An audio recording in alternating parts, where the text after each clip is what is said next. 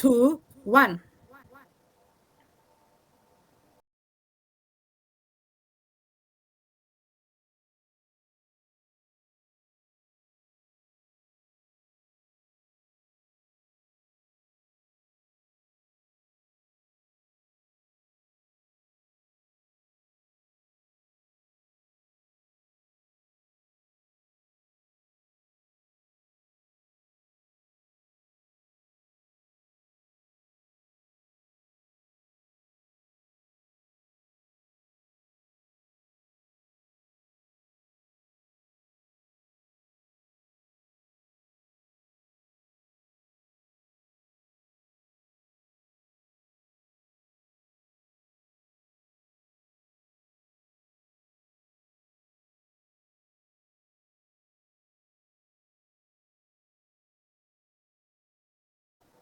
السلام عليكم ورحمة الله وبركاته دعوة قدرنت مدنو وهوذا نقد دعونايا قاسة دادك كحرا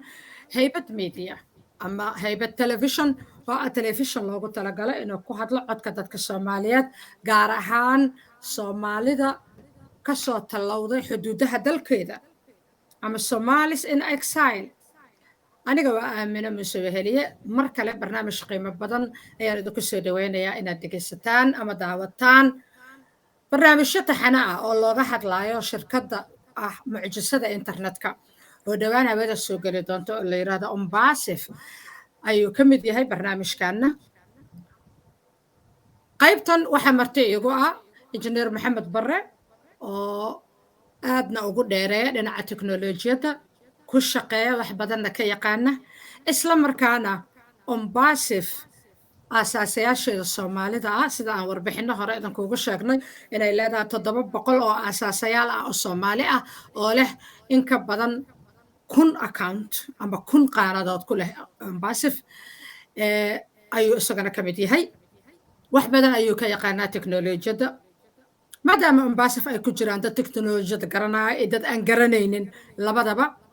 waxaa u aragnay in ay tahay maaragtay faahfaahinta uu ka bixin doono Ombasif iyo teknolojiyadda guud ahaan siday u shaqeyso arrin muhiim u ah Soomaalida oo inay fahamto ay tahay laakiin marka hore walaalkay maxamed barre oo ku nool dalka Malaysia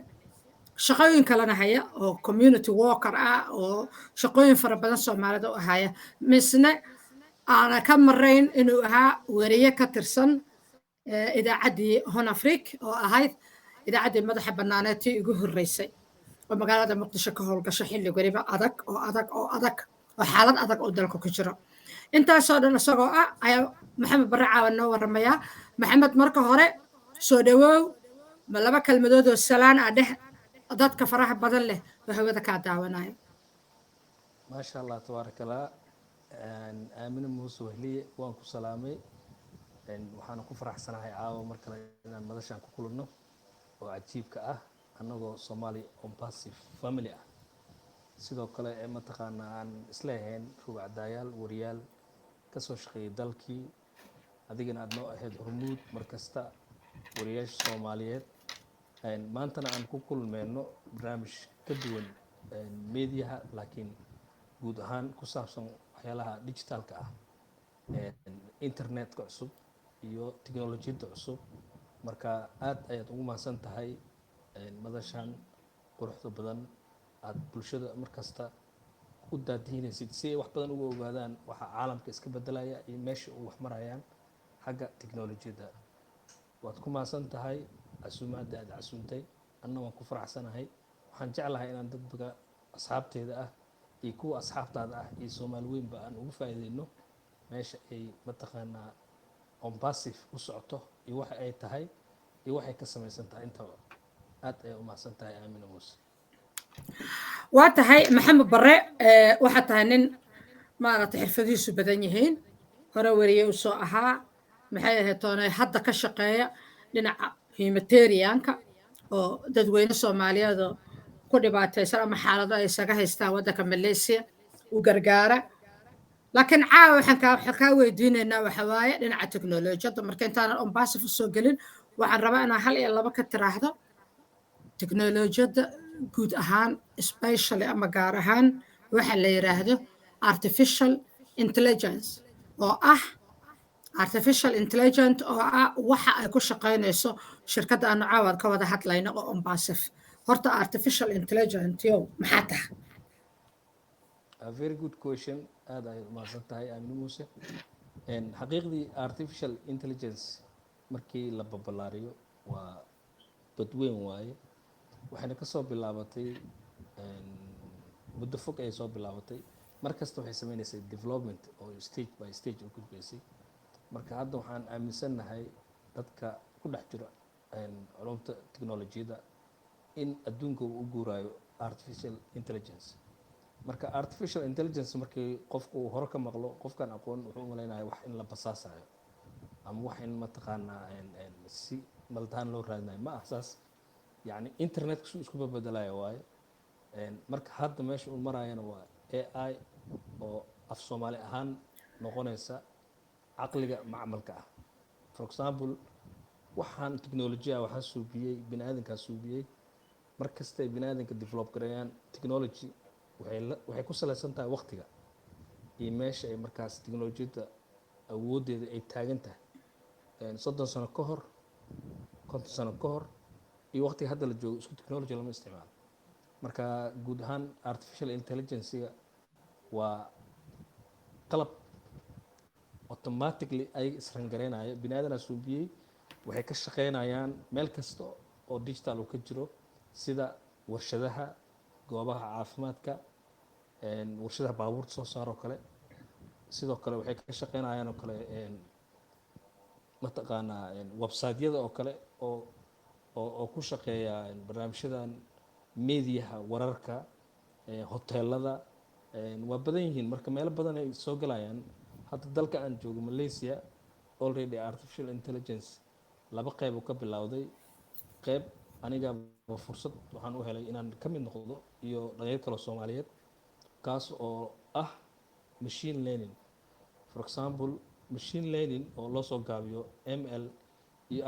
artificial intelligence waa laba shay oo markasta isla socdo. laakiin waxaa weyn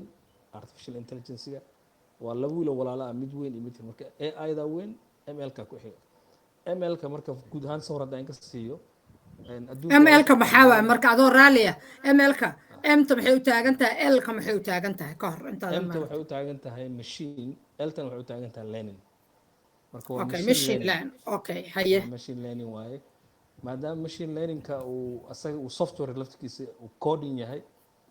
habab badan loo isticmaalaa. hababka loo isticmaalo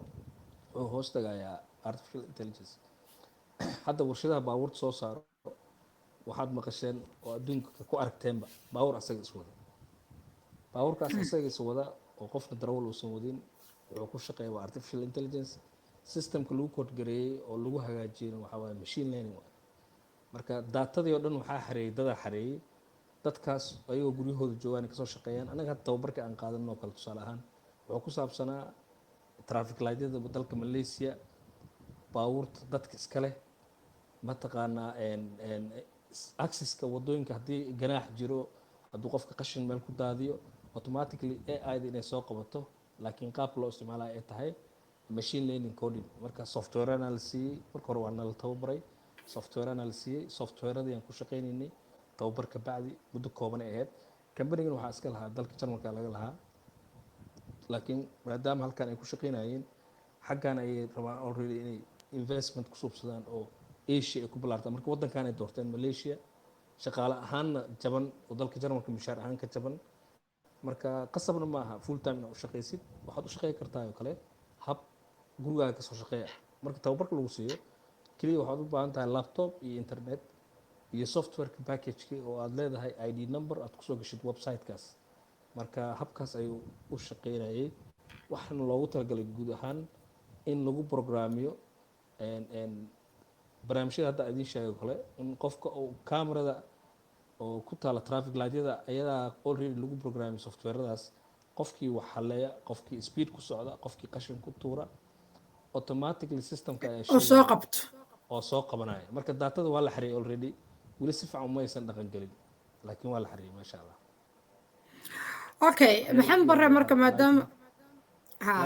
lightning okay miyaa mise waxbaa moodaa inuu ka okay waaye okay okay maxaan bare marka maadaama aad hadda adiga aad ka mid tahay asaasayaasha kambaniga Ombasif Ombasif waxay tahay dad badanaa sharxay dhib male adiga ma ku noqonaysid oo liidarkeeni Cabdi Cali Sow ayaa xataa sharxay hogaamiyaheeni ah marka adi asaasa ahaan aragtidaada maadaama waxaan aqoontaan aad leedahay oo fahamsan tahay sida wax u shaqaynayaan see u aragtaa Ombasif very good question Ombasif horta totally waa ka duwan tahay platformyada jiro oo internetka Ombasif waa complete internet cusub waaye oo dhinac kasta ah hadday noqon lahayd social media qaabkiisa hadday noqon lahayd bookingka hoteelada iyo waxooda in loo mataqaanaa softwareka u baahan yihiin hadday noqon lahayd human resourcegii softwarada ay u baahnaayeen oo caadi ay ku shaqayn jireen wixii oo dhan waxaa laga soo dhigay mid kasta package laga soo dhigay marka Ombasif productigeeda ma dhawa oo qaabo badan ayuu leeyahay anigana markaan gadaal u laabto Ombasif markaan kusoo biirayay wax badan fikir kamaan haysan laakiin waxaa igu casuumay gabdho Singapore ah oo wada shaqaynaynay marka daraasaad kusoo suubi barnaamijkan faa'iidadiisa marka ka bacdi ayaan kula wadaagaynaa inaad kusoo biirto marka website-kan arkay iyo qaabka uu shaqaynayo totally waxay soo jiitay habka uu fikirkooda ku salaysan yahay oo ah driving automatically innovative yani waxa waaye wax hab automatic ah oo toos u soconaya oo mataqaanaa internet cusub ah oo wixii oo dhan lasoo fududeeyo tusaale ahaan haddeertaa marka wax la xayeysiinayo kale inta badan waxaa la isticmaalaa website-yada oo waxaa jira waxay yidhahdeen AdSense Google AdSense oo sawirro ay soo galayaan website-yada laakiin Ombasif way ka duwan tahay markay wax xayeysiinayso waxaad isticmaalaysaa waxa la yidhahdo traffic website-yada kale way leeyihiin laakiin trafficooda waa mid automatic ah marka marba heer unbaad gadanaysaa for example haddaad akoon ku leedahay iyo haddaad reseller ka tahay iyo hadda qof caadi aad u isticmaala aad tahay waxa aad wax ku gaarsiinaysid bulshada kale oo adduunka ku nool waa automatic traffic waaye traffickaas marka wuxuu awoodaa qof kasta mobilkiisa inuu u gaaro oo waxaan u arko productigan qiimahooda u arko waxay ka samaysiyiin u arko saas uu ugu soo biiro marka Ombasif haddii waa la sharaxa la dhaho xabad xabad looma kala dhigi karo oo shay shay looma sharxi karo laakiin guud ahaan marka contextiga aan soo qabto waxaa weeyaan waa web3 waaye qaabkay u shaqayso tusaale ahaan xataa waxaa weeyaan blockchain system ecosystem Ombasif waxay u qorneed qaab road map ah oo isku xiga ninka la yidhaahdo Ashmo Farax oo u dhashay dalka Mareykanka laakiin asal ahaan kasoo jeeda dalalka carabta wuxuu soo daraaseynayay oo qorshahan ugu qornaa muddo 4 sano ah marka marna theory ahayd marna practical ahayd marna waxay ahayd business execution oo ah in la soo bandhigo ganacsigan marka hadda heerka uu taagan yahay waa in la launch gareeyo la kiciyo oo adduunka la baro iyadoo waqti dhow lagu saleeyay weliba oo aan sugayna kulligeen marka taasoo kale waxaan dhihi karnaa fursad caalamiya waaye oo dadka dhan adduunka ay ka faa'iidaysan doonaan maadaama ay tahay fursad cusub internet cusub iyo qorshe cusub okay maxamed asaasayaasha oo ama shakiga kaga jiro iyagoo weliba asaasayaal ah ama dadka asaasayaasha kusoo xigsan doona hadda fursad kale weyn ay u bannaan tahay oo sii iibiyayaasha la yiraahdo kuwaas ayaa see uga faa'iidaysan karaa annaga asaasayaalaana ani xataa ku jira asaasayaasha laakiin 700 ka mid ah hase ahaatee waxaa jiro dad xataa marka hore inta loo yabo waxay la yiri war fursadaana jirto inta ka shakiga ka haray oo ay ka xirantay fursadii asaasnimada ay ku noqon lahaayeen laakiin hadda ay mid kale u soo socoto inay noqdaan si iibiyayaal ama resellers kuwaas ayaga faa'iidada macnaha qaabka uga faa'iideysan karaan maxay tahay ma asaasayaasha la mid yihiin mase maya oo horta asaasayaasha waa privilege oo aan annaga helna nasiib aan u helno waaye at the same time asaasaha waxa abuuraya waa founderka waaye marka asaasaha laftirkiisa wuxuu yeelanayaa sidoo kale privilege oo asagana laftirkiisa mudnaantiisa u yeelanayo waa hadduu si fiican usii dadaalo oo productigan uu resell garaynayo si fiican u fahmo oo habku asaga usii xayeysiin lahaa uu aada u sii barto. marka dadka resellerka noqon doona waxay aada ugu faa'iidaysan karaan ayaga oo barta habka social media marketingka iyo in ay fahmaan waxa ay rabaan dadka inay gaarsiiyaan. For example waa kusoo social biirta media Mombasa, marketing adoo raalli af Soomaali ka dhigba waa suuq suuqgeynta geynta aaladaha baraha bulshada. baraha bulshada ama aaladaha baraha bulshada adoo isticmaalaya. Very Okay. good. marka Haye. marka dadkan resellerska noqonaya waxay ugu faa'iidaysan karaan for example qof kasta oo Soomaali ah magaalo roob ha joogo kolley company uu yaqaanaa, shirkado gooni uu yaqaanaa oo private loo leeyahay, wuxuu yaqaanaa mataqaanaa iskuullo, jaamacado. maantana waan garan karnaa guri kasta iyo company kasta iyo shirkad kasta waxay isticmaashaa technology. teknolojiyada qaarkood waxay leeyihiin caqabado, waxay leeyihiin challenges. haddeertaan Mombasif ay already ay keentay waxay ku bedeleen. waxaa ka mid ah Zoom oo kale. Zoom waxay leedahay wax la yidhaahdo O Connect Mombasif, kaasoo kale markaa adiga aad reseller tahay oo sii iibinaysid waa inaad taqaanaa dadka aad ka gadaysid barnaamijkan, waa inaad Okay. taqaanaa dadka aad gaarsii kartid. mash inaad hal qof shaksi aad u sheegtid oo isticmaalo wax macnaa oo weyn ma samaynayso, laakiin community badan haddaad gaarsiiso, jaamacadaha aad gaarsiiso, institutionada kale aad gaarsiiso, hay-adaha aad gaarsiiso, qasabna maaha inaad marto xafiis guriguri ugu tagto. keliya waxaad samaysanaysaa page af Soomaali ku hadlaya adiga aad leedahay oo Facebook ama YouTube ha noqdo, wuxuu raba ha noqdo, Instagram ha noqdo, toolskaas inaad isticmaashid ood ugu warrantid barnaamijkan, weliba aad abuurtid haddaad awood u leedahay waxa la yidhahdo video content. video content waxa weeyaan muuqaal yar oo gaaban ood ugu hadlaysid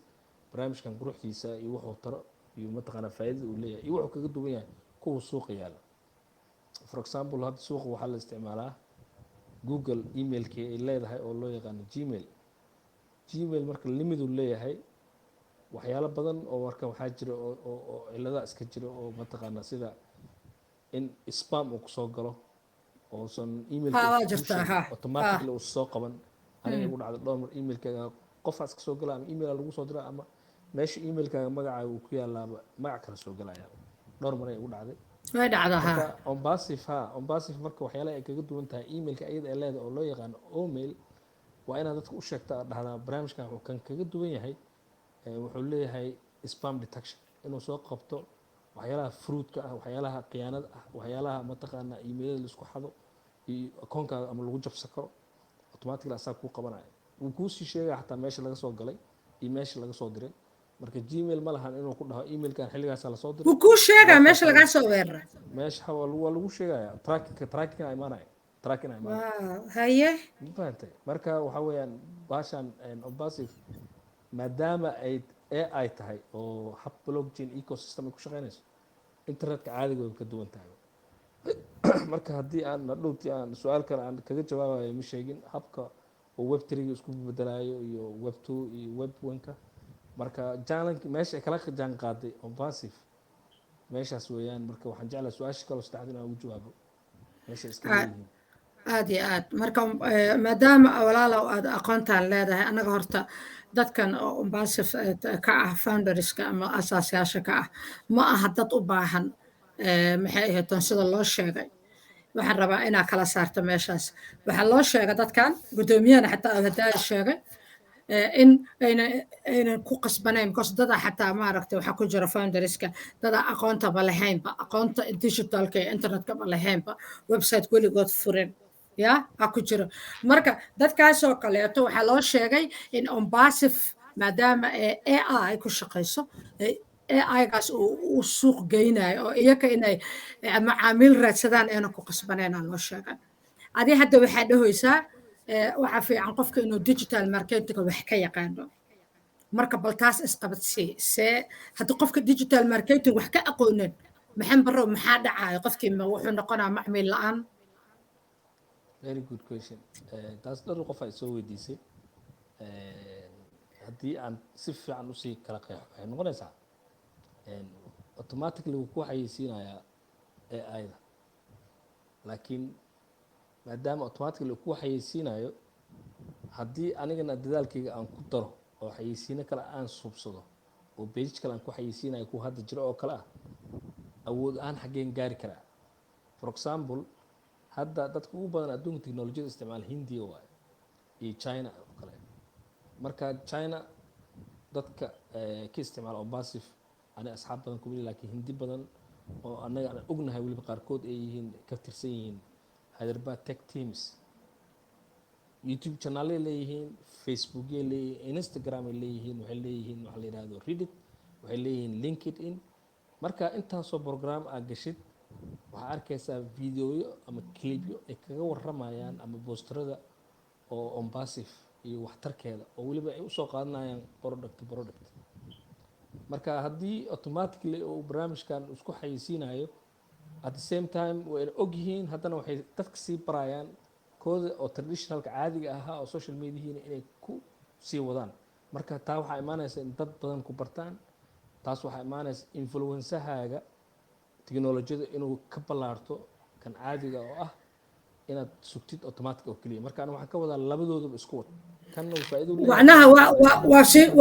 waa si fiican tahay ka wadaa waa si fiican tahay ha wax oo ay ku kala harsan yihiin ma jirto kii automaticana traffic ay iibsanaysaa at the same time adiga waxa lagu siiyay waa linki ama domain name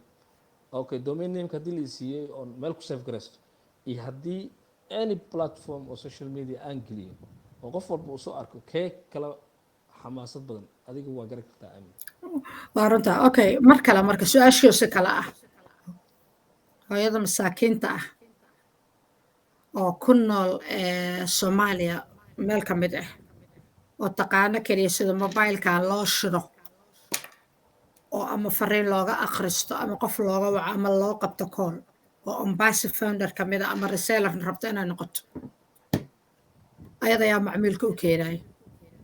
su-aasha le waa laakiin dhinac kale ah su-aasha iyada horta su-aashaas waxay noqonaysaa yacni dadka aan aqoonteeda lahayn marketingka ama suuqgeynta xoogaa caqabada ku noqonaya waa runtaa waaye waxaa jira waxay leedahay age gapna waa jiraayo da-dii qofka way kala xayiraysaa technology iyo da-dina waa isla socdaan marka saa sheegta waa hooyooyinkaas waxaa ku imaanaya caqabada ku imaanaysa ani tala ahaan waxaan ku talin lahaa marka qof kasta oo bini aadan oo adduunkan joogo da yuusan isku xirin wixii dhan waa la baran karaa qasab maaha hataa luuqad ingiriis inaad mataqaanaa aad ku xijayso marka inaad internetka gashid youtubeyada aad gashid waxaan sida loo isticmaalo ay bartaan haddii qoys kastana qof dhallinyaraa jiro hadda hooyadaas aan kuu sheegayo ama adiga aad sheegayso guriga waxaa ku nool dhalinyaro isticmaasha tiktok isticmaasha instagram isticmaasha ayagoo isticmaalaa si fantasy oo haddeertan ay u isticmaalaan kale marka xataa ilmaheeda kaga faa'iidaysan kartaa inay dhahdo fursaddaanaan helay ii sameeya page ii sameeya tiktok page ii sameeya baalki ay laftkooda ay meeshaas ka abuurtaan bulshadooda kii kale automatic ahaa ee iibsadeen trafficii oo automatic ahaana oo u socdo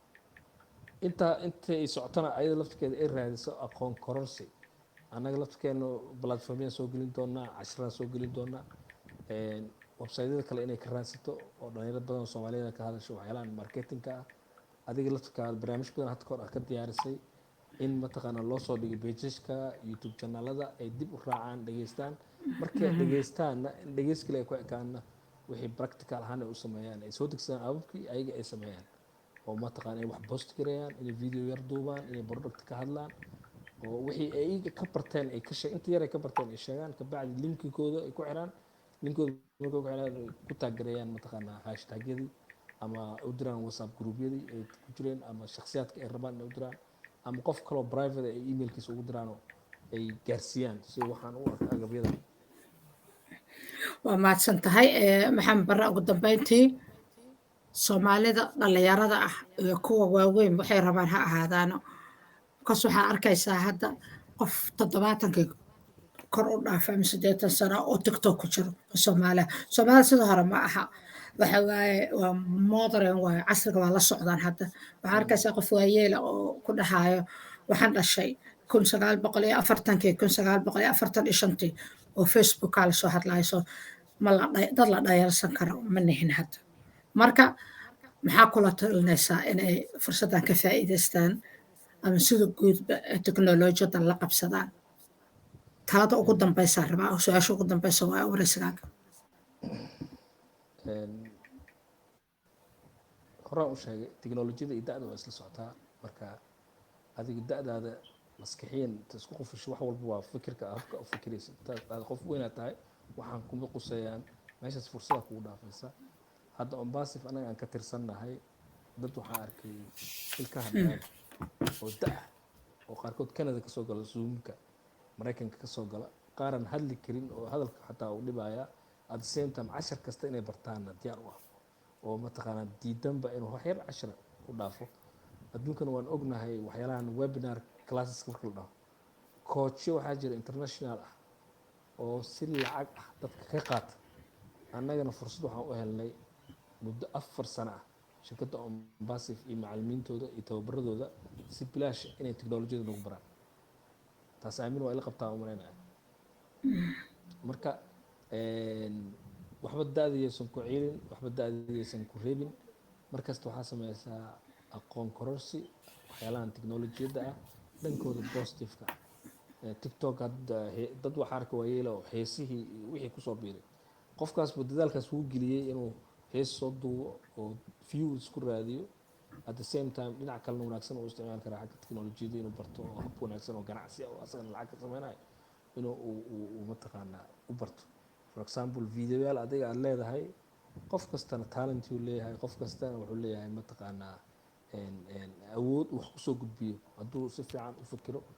taas ayaana sababaysa hadhow inuu isticmaali karo oo wixiisa ku gudbisi karo wax asaga uu leeyahay copyright u aho xuquuqdeeda uu leeyahay inta aad qof kale wixiisa debate samay soo dhigi lahayd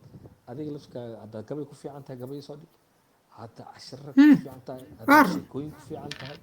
haddaad mataqaanaa art guud ahaan ku fiican tahay hadda waxaa jira websiteyo soomaalideena hadlaan nahay aada u hadlo oo oral community ah waxaan rabaa inay dad badan ka faa'iidaystaan websiteyo waxaa jiro video recording ah ama text aad qoraysid sheekadaada haddii views badan hesho oo qasab maaha inaad mataqaanaa yani wax badan qortid xataa waa hal page oo paragraph A4 buuxda oo kale waa laakiin wax saxsanaa la rabaa sheeko saxsan oo ama true story ama qof logic uu qaadan karo oo qurux badan oo gadmaysa dad badan hadday akhristaan oo dadka xiiseeyaan waxaa kuu soconaya reward oo akoonka aad ku leedahay digitalka oo kugu soo dhacaya lacagahaasna aad la baxayso dhalinyaro badan aad arkaan waddankan ka isticmaali jirtay aniga laftkeyga waa arkay marka waa long process waaye marka wixii waxaa fiican soo internetkii dhankiisa wanaagsan inaan barano keliya inaan baran dhanka xumaanta dhanka oo waqtiga dilaysa oo ya ina adigoo waqtiga dhuminaya oo internetka lacag ka bixinaya oo gadgetkan telefoonkan lifetime uu leeyahay sida dadka lifetime u leeyihiin haddii alla kuugu talagalay 60 sano inaa noolaato lifetimekaaga 60 sano waa kabacdi waa dhimanaysaa telefoonka saasoo kaleeto waay oo telefonkaaga lifetimekiisa isticmaala waxba isticmaala haddana 24 saac inaa cay ku jirto iyo qabyaalad iyo waxaan loo joogan iyo waxaan adee faa'iido kuugu jirin ha waxaan faa'iido kuugu jirin aqray adduunba maaragtay aan faa'iido ku lahayn adigu waxaa lagu yiri qof kasta wuxuu noqdaa 5 qof uu la socdo marka maadaama dadka hadda isla joogin oo hadda waxaa arkaysaa dad gurigooda jooga nin walba mobilkiisa ku dhagan yahay islama sheekaystaan dadkii dhan waxay noqdeen social connected oo mobilka isticmaalaya okay mobilka adiga isticmaalaysid waa dadkii adiga aad la joogtay waay haddii dadka aniga aad la joogay yihiin dad uu ku dirir qabiil sheeko malaayacni uga hadlaya social media fikirkooda yeelana haddii teknolojiyo iyo habka internet isku bedelaya iyo fursadaha lacag lagu samayn kara iyo aqoontiina aan ku jirana kuwaasoo kale unbaa noqonaysaa marka meeshaa ku jirtid waay si guud haddii aan u dulmaro internetkana aan kaga sii faa'iiday su-aashii dhammaadkeeda adduunka 3 internet uu soo maray internetkii ugu horreeyay waxaa la dhihi jiray web1 waa internetka koowaad wuxuu ahaa keliya inaad wax akhriso for example waxaan xusuusanaa website-aa lasoo qorayaa comment kama bixi kartid like ma dhigi kartid share ma dhigi kartid just informational lagu siiyey waad akhrisanaysaa intaasuu ku ekaa oo keliya waa qoraysaa iyo waa akhrinaysaa bas u ahaa wuxuu ku ekaa 2014 habka noocaas oo kale wuxuu ku ekaa 2004 waxaa bilowday waxa la yiraahdo web 2 asna wuu ka duwanaa web 2ga wuxuu ahaa qaab guud ahaan qofka uu wax sheer garayn karo, sawir ha noqdo, video ha noqdo, qoraal ha noqdo, qof kale uu la sheer garayn karo oo asaga wax ku yeelan kara qoraalkaas, asaga wuxuu soo fikiray uu soo dhigi karo, uusan akhrista keli uusan ahayn, uu abuuran karo blog ama website isaga gooni u ah, wuxuu rabo ku qori karo, ciduu raban uu diri kara, influenceyaal badan uu ka heli karo. taas laftirkeeda waxaa maamulayay shirkado, waa webka dhexe waa waxaan ka hadlaya, shirkadaha maamulo waana kooban yihiin shirkadaha maamulo, waxaa ka mid a Twitter, waxaa ka mid a Facebook, waxaa ka mid a Instagram, waxaa ka mid a WeChat, waxaa ka mid a Reddit, waxaa ka mid a LinkedIn. waxaasoo dhan waa shirkadaha hadda jiro oo webka ku shaqeeya iyo kuwo kaloo badan oo hadda aan aad iyo aad okay intaas markay marayso way anfici weysay dadki, waxaa waaye marka in dadka ay yeeshaan internetka. mar waxaan ku dhahay waxaa ka ahayd isticmaalo oo keliya wixii lagu soo gudbiyo aad ogaanaysa, marna waxaa ka ahayd wax inaad sheer garayso ood sawir iyo video waxa rabto dhig. markaan kale oo saddexaad oo web3ga hadda midka aan u socno ah oo Mombasa ay ku shaqeynayso shirkado badan adduunka ay wada wareegayaan, waa habka loo yaqaano web3. waxaa weeyaan inay adig internetka leedahay personally u leedahay. for example markay noqoto xagga qarashaadka iyo lacagaha adduunka waxaa laba nooc waaye, waa centralized iyo decentralized. centralizedka waxaa weeye habka bangiyada ay u shaqeeyaan oo bangi dhexa laga maamulaa. habkan digitalka oo web3ga ecosystemkana waa decentralized waaye, free waaye, lacagaaga adaa maamulinayo, meesha rabaa u dirsan kartaa, qaab adressa kugu imaanayaan, mana aha lacag xoosha oo warqad ah maaha, paper money ma aha, waa lacag adress ah oo digital ah, digital currency ah. Mombasa fadertaan wallet bay leedahay, walletkaasaan wax ku dirsanayaa, asagaan liigu soo dirayaa. wallet macnaha waxa raalaha wallet waxa waa kiish ama boorso waa kiish oo lacagta kugu soo dhacayso oo digital ah, boorso digital ah, boorso digital ah. boorsadii oo caadiga jeebka laga jiro walletka ahayd ayaa waxa lagaaga dhigay digital. boorsadan waxaa ku jiri jiray oo jeeb ku jirta sarwaalka jeans gadaashiisa kaararaa ku jiro. kaararkaas waxaa iskale American Bank, waxaa iskale British Bank, waxaa iskale Barclays, waxaa iskale Maybank oo Malaysia ama CIMB Bank. waxaas waa centralized system waaye. meesha laga guuraayo dhan waa meeshaas hadda taa waqtiga la joogo. waxaa loo guurayaa decentralized oo ah in qof walba uu wallet lahaado. marka walletyadana keliya tan oo passive ma aha, waxaa jiro crypto wallets aa jiro, bitcoin wallets aa jiro, absolutely gooniyaa jiro. marka waa badweyn waaye waxaan, laakiin guud ahaan waxay iskugu wada imaanayaan habkan oo web3ga ah. web3gana waa wax adiga aad leedahay waaye, totally internet adiga aad leedahay waaye, securitygiisa aad mas-uul ka tahay. sidii hore oo laisku dhici jiray wixii accesskii waa la yareeyey, lacagahaaga iyo mataqaanaa informationkaaga cid sheer garaynaysa male. haddii aad ogeed Facebook in waxyaalo badan uu ogaado ama WhatsApp oo kale, hadda Facebook oo kale haddii aan ka dhaqaaqo gurigeyga oon tago meel maqaayad ah ama meel kubad lagu ciyaaro ama aan aado meel mataqaanaa magaalada oo mall shopping garaysanayo, automatically meeshaan joogo way ogyihiin, meeshaan maraayo way ogyihiin, haddaa ilmaha iskoolka soo wadaayo way ogyihiin. marka daatadaada informationkaaga waa la hayaa, waa la qaadanaa. web3ga noocaas maaha. web3ga cid daatadaada haysa ma jirto. waa web3ga aan ku shaqayn doono oo Mombasa ku shaqayn doonto company-gan. Mombasa ku shaqayn doonto. Mombasa so no more sir la xadaay, sir la xadaay dab ma jirto, waa dhamaatay. marka kaas barnaamij aan rabaa inaan kasoo diyaariyo oo maadaama inta insha Allah laba saacadood waxaan soo geli doonaa 700 Mombasa family Soomaali ah ee ku jira group WhatsAppka Zoomka aan ugu qaban doonaa si ay laftooda u ogaadaan waxaan si isku bedelayaan in aad leedahay web3gan internetkan iyo waxaan Mombasa founderka lagaaga dhigay maaha in Ashmo Faarax adi wakiilkaa yahay. already fursad ku siiyey, furihii aad ku fur lahaydna waa lagu siiyey, wax adiga aad leedahay waaye. marka fursad adiga lagu siiyey oo international ah oo totally digital system ah haddii aad iskaga ciyaarto fursaddaas kale waxa weeyaan waa khasaaro waaye. marka ana waxaan dhihi lahaa dadka waxa bartaan wax inta iska doodi aqoontiina kordhiya aqoontiina kordhiya meel la iska fadhina ahaan kordhiya waxa ecosystemku yahay barta, waxa blockchain-ka yahay barta, waladyada si u shaqeeyaan barta, intaasoo nooc oo waladaa jirta sii barta. hadhow waladyada laftooda abab lagu xiri karaa jiro oo wax ku iibsanaysa ilaan kaararka ugu maarmaysaa. marka lacagaaga xataa hadhow decentralized bankiga waa ka maarmayaan. hadda waddankan waxaa jiro afar shan walad oon ku xirneen mataqaanaa bangi lacagaha ku shubanaysaa dukaanka ka marsane maqaayadaha ka marsane shaaha koobka shaaha ka marsanaysaa waxaas dhan u isticmaalaysaa marka waxaa kaa dhammaanaya inaad lacag kaashi gacanta ku qaado oo aad isticmaasho waa mahadsan tahay oo lacagtaas kaashka waayo oo lacagii kaashka waa waqtiga soo dhammaatay dhammaanaya waa dhammaatay waa mahadsan tahay sida maaragtay aqoonta ku dhisan tahay oo ay aragnimada ku dhisan tahay ood runtii noogu faahfaahaysa waxaan hoos wax kasta fahmay rabaan dadku isku faham maaha isku heer maaha fahamkeena digitalka kala heer waaye qaarna waxa waaye si fiican u fahamsan yihiin qaar si dhexalka qadka dhexe joogaan qaarna waxba kama fahamsana marka aada ugu mahadsan tahay waana hubaa haddii nafta ilaahay uu nagu simo inaan marar badan kuusoo noqon doono oo aan maaragtay naga saacidi doonto fahamkeeda maaragtay sharaxaadda injineer maxamed barre aad iyo aada u mahadsan tahay kaasi wuxuu ahaa maxamed barre oo jooga dalka Malaysia kana mid ah aasaasayaasha kambanigan la yiraahdo Ambasif oo haddana aqoonta dhinaca digitalka iyo teknolojiyadana ku xeel dheer isla markaana wax nooga sheegaya aragtidiisa ku aadan Ambasif iyo guud ahaanba Soomaalida iyo teknolojiyadda maxamed waa mahadsan tahay oo ku fasaxayna marka haddii la yiraahdo daawadayaal waa mahadsan tihiin halkaas ayaan maaragtay kusoo gabagabeynaynaa waraysigii aanu la yeelanay injineer maxamed barre waraysiyadan halkan ay ka socon doonaan haybad media ama haybad television waa television loogu talagalay